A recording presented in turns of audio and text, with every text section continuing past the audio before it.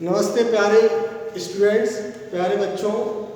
मैं आज आपको एक बहुत इम्पोर्टेंट टॉपिक स्टार्ट कर रहा हूँ, समाव्यवस्था। ऑर्गेनिक केमिस्ट्री की एक बहुत अच्छी यूनिट है, बैकबोन है। अगर आपको समाव्यवस्था आती है, आइसोमेरिक वाला टॉपिक अच्छे से आता है, तो ऑर्गेनिक केमिस्ट्री आपको बहुत ही अच्छी लगेगी, बहुत सिंपल हो जाएगी। कोई प्रॉब्लम आप चुटकियों में कर लोगे। इसलिए आप इस पर ध्यान देना, कॉन्सेंट्रेट करना। जो मैं पढ़ाने जा रहा हूँ समाव्यवस्था। समाव्यवस्था का मतलब होता क्या है? आइसोमेरिक का मतलब क्या होता है? आइसो मीन्स सेम, मर मीन्स पार्ट, सेम पार्ट, ठीक है ना। ऐसे यौगिक, ऐसे कार्बनिक यौगिक जिनके अणु सूत्र समान होते हैं, लेकिन संरचना सूत्र कैसे होते अलग अलग। उनके भौतिक गुणों के आधार पर, उनके रासायनिक गुणों के आधार पर, तो उन्हें हम क्या बोलते हैं? समावयवी बोलते हैं। और इस घटना को बोलते हैं समाव्यवस्था। तो वे कार्बनिक यौगिक जिनके अणु सूत्र समान होते हैं, लेकिन उनके भौतिक और रासायनिक गुण अलग अलग होते हैं, या संरचना सूत्र अलग अलग होते हैं, या उनका त्रिविम क्षेत्र अलग अलग होता है, उन्हें हम लोग क्या बोलते हैं? समावयवी बोलते हैं। और इस घटना को समाव्यवस्था कहते हैं। जैसे मैंने यहाँ पे एक एग्जाम्पल बनाया, CH3 CH2OH, ठीक है। और दूसरा है CH3OCH3। इसका अगर मैं IUPAC में लिखता हूं तो होगा इथेनॉल। इथेनॉल हिंदी में लिख सकते हैं आप, इथेनॉल।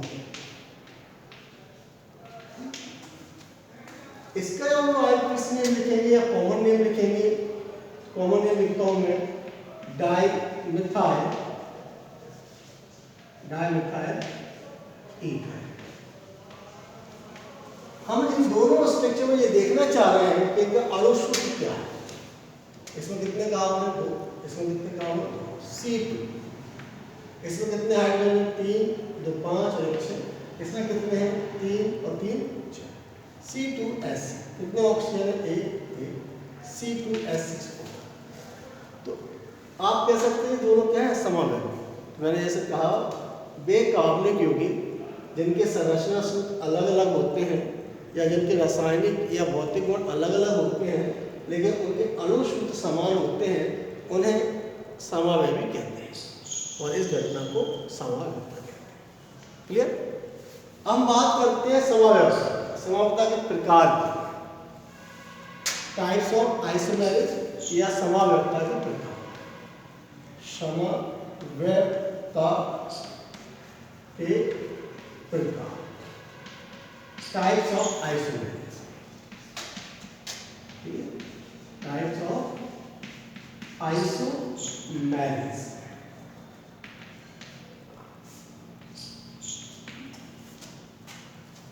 बेसिकली समाव्यवस्था दो प्रकार की होती है, संरचनात्मक समाव्यवस्था और त्रिविम समाव्यवस्था।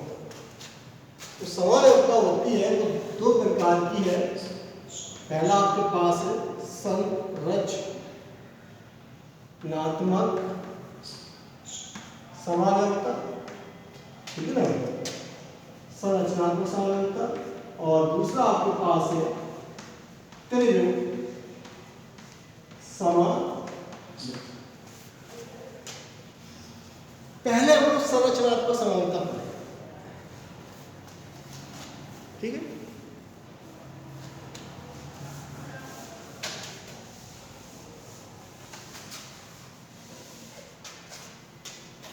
जब हम बात करते हैं संरचनात्मक समाव्यवस्था, तो संरचनात्मक का सिंपल सा मतलब समझ में आ रहा है, जिनकी संरचना अलग है। तो आप कह सकते हैं वे समावयवी या वे कार्बनिक यौगिक जिनके अणु सूत्र समान होते हैं, लेकिन संरचना सूत्र कैसे होते हैं? अलग अलग। उन्हें हम लोग संरचनात्मक समावयवी कहते हैं। मैंने यहाँ पे एक एग्जाम्पल लिया हुआ है एक इसे हम लोग बोलते हैं ब्यूटेन, नॉर्मल ब्यूटेन। दूसरा स्ट्रक्चर मैंने बनाया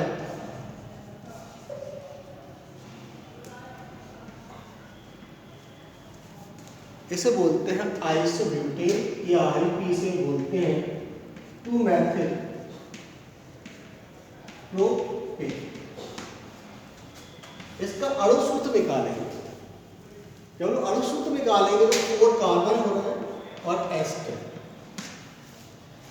तो आप क्या देख रहे हैं यहाँ पर नॉर्मल ब्यूटेन और आइसोब्यूटेन या 2 मेथिल प्रोपेन का जो अणु सूत्र है वो समान है, लेकिन संरचना सूत्र कैसे दिख रहे हैं आपको अलग अलग। इसलिए इनको हम लोग क्या बोलेंगे, संरचनात्मक समावयवी बोलेंगे और इस घटना में बोलेंगे संरचनात्मक समावयव। लिख लेना, नोट्स बना लेना।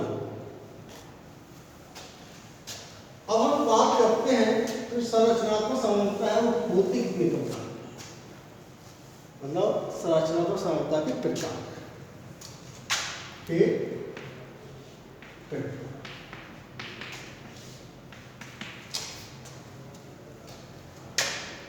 वैसे तो 6 प्रकार की होती है। पहला केस आपके पास है चेन आइसोमेरेज, चेन ऐसे को बोलते हैं श्रृंखलात्मक समानता। इंग्लिश में बोलेंगे चेन आइसोमेरेज बोलते हैं, इंग्लिश वर्ड ही है चेन आइसोमेरेज, चेन आइसो। दूसरा केस आपके पास है स्थान समानता, इंग्लिश में बोलते हैं position isomerase, position isomerase.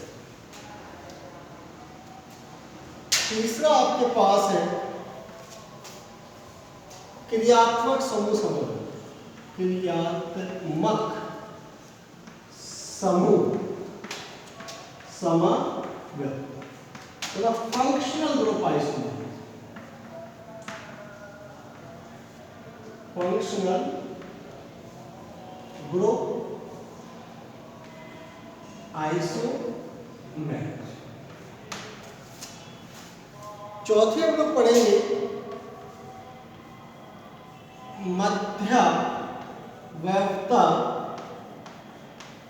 मध्यवयवता समावयव, English में बोलते हैं मेटामेरेज आइसोमेरेज। पांचवी में से हम पढ़ते हैं रिंग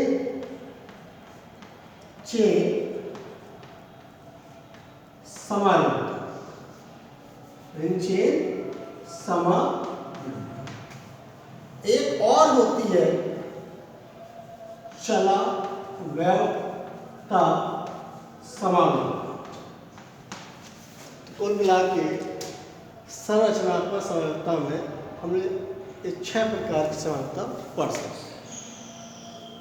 तो 1 बाय 1 हम लोग यहाँ पर चेन, स्थान, क्रियात्मक समूह, मध्यवयवता समावयवता, रिंग चेन समावयवता और चला व्यवता समावयवता के बारे में पढ़ते हैं। बहुत ही इंपॉर्टेंट टॉपिक है। तो पहले हम लोग पहला केस लेते हैं चेन आइसोमेरेज, ठीक है ना। पहला केस लेते हैं चेन आइसोमेरेज। क्या बोलते हैं? Chain isomerase. हिंदी में क्या बोलेंगे? श्रृंखलात्मक समावयव।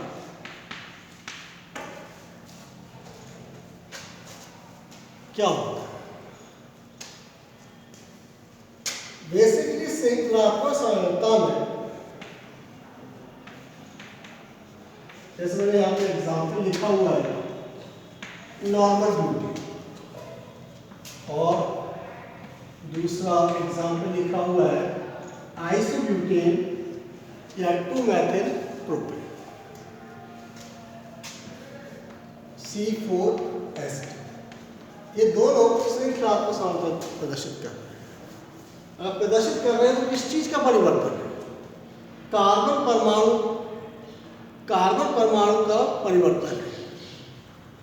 यहाँ पर कार्बन परमाणु सीधे ही 4 कार्बन परमाणु सीधे ही जुड़े हुए हैं, और यहाँ पर 3 तो सीधे जुड़े हुए हैं, एक साइड चलेगा। तो हम लोग कहते हैं श्रृंखलात्मक समानता में वे कार्बनिक यौगिक जिनका अणु सूत्र समान होता है लेकिन संरचना सूत्र क्या होता है? अलग अलग होता है या परिवर्तित होता है। कार्बन परमाणु की प्रकृति के परिवर्तन के कारण, ठीक है, कार्बन परमाणु की प्रकृति के परिवर्तन के कारण या कार्बन परमाणु के जुड़ने के तरीके के कारण जो समय प्राप्त होते हैं वो श्रृंखलात्मक समानता कहलाते हैं। ठीक है ना? आप ऐसे भी कह सकते हैं कि श्रृंखलात्मक समानता में जो लॉन्ग चेन होती है वो शॉर्ट चेन में परिवर्तित हो जाती है। जो लॉन्ग चेन होती है वो शॉर्ट चेन में परिवर्तित हो जाती है, तो उसे भी हम लोग श्रृंखलात्मक समानता कहते हैं। आप इसको ध्यान से देखें, इसमें 4 कार्बन की लंबी श्रृंखला है। कितने की? 4 कार्बन की लंबी श्रृंखला है। तो इसमें क्या हो रहा है? ये 3 कार्बन की लंबी श्रृंखला में परिवर्तित होगा और एक साइड चेन आ गई। तो आपको ऐसे भी लिख सकते हैं कि श्रृंखलात्मक समानता में लॉन्ग चेन का मतलब लंबी श्रृंखला का छोटी श्रृंखला में तथा पार्श्व श्रृंखला में परिवर्तित हो जाना भी श्रृंखलात्मक समानता कहलाता है। तो आप देख रहे हैं 4 की थी, 3 की हो गई, एक साइड चेन आ गई। ठीक है ना? स्ट्रक्चर अलग अलग हो गए, अणु सूत्र समान है लेकिन संरचना सूत्र कैसा अलग अलग है। लंबी श्रृंखला का छोटी श्रृंखला में परिवर्तित हो जाना श्रृंखलात्मक समानता कहलाता है। क्लियर? आप कोई सा भी एग्जाम्पल यहाँ बना सकते हैं, बहुत सारे एग्जाम्पल हैं। मैंने एक एग्जाम्पल और बनाया हुआ है, 5 कार्बन चौकोर, और इधर पर 5 की जगह मैंने क्या कर दिया, 5 की चेन थी 4 में परिवर्तित हो गई और एक साइड चेन आ गई। तो C5H12 ये भी श्रृंखलात्मक समानता को प्रदर्शित कर रहा है। आप लोग IUPAC नाम लोग लिखना, जैसे इसका पेंटेन है तो इसका क्या 2-मेथिल ब्यूटेन है। तो ये श्रृंखलात्मक समानता का उदाहरण हो। इसके बाद मैं आपको बताता हूं,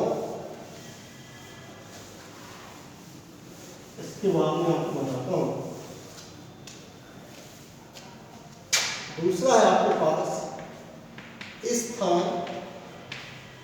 समव्यवता,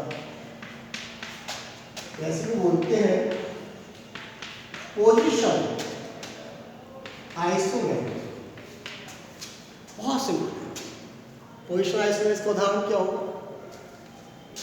वे कार्बनिक यौगिक जिनका अणु सूत्र समान होता है लेकिन क्रियात्मक समूह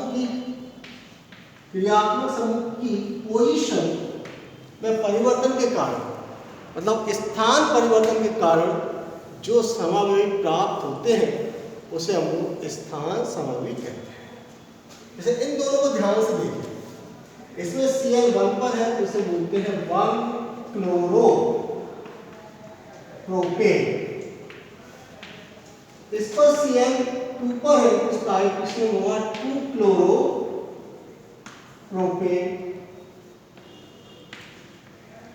लेकिन अणु सूत्र C3H7Cl, तो आपको पता समझता है परिभाषा, वे कार्बनिक यौगिक जिनका अणु सूत्र समान होता है लेकिन संरचना सूत्र क्या होता है अलग अलग होता है, उन्हें हम लोग संरचनात्मक समावयवी कहते हैं। इसमें क्या होगा, क्रियात्मक समूह का स्थान परिवर्तन होने के कारण जो समावयवी प्राप्त हो रहे हैं उन्हें हमको स्थान समावयवी कहेंगे। कोई सा भी एग्जाम्पल मान लें, मैंने एक और ड्रॉ किया हुआ है, जैसे इसमें आपके पास ये है 1 ब्यूटीन और दूसरा आपके पास है 2 ब्यूटीन। तो दोनों में आप ध्यान से देखें, आणविक सूत्र दोनों के समान हो रहा है C4H8, C4H8, लेकिन जो क्रियात्मक समूह है डबल बॉन्ड कहाँ पर है, 1 पर, इसका नाम क्या है 1 ब्यूटीन। क्रियात्मक समूह 1 से उठकर 2 पे आ गया, इसे हम क्या बोलेंगे 2 ब्यूटीन, मतलब स्थान परिवर्तित है, इसलिए इसको भी क्या बोलेंगे स्थान समावयवी बोलेंगे, पोजीशन आइसोमर्स बोलते हैं। इसके बाद में आपको नेक्स्ट वीडियो में आपको दोबारा से आगे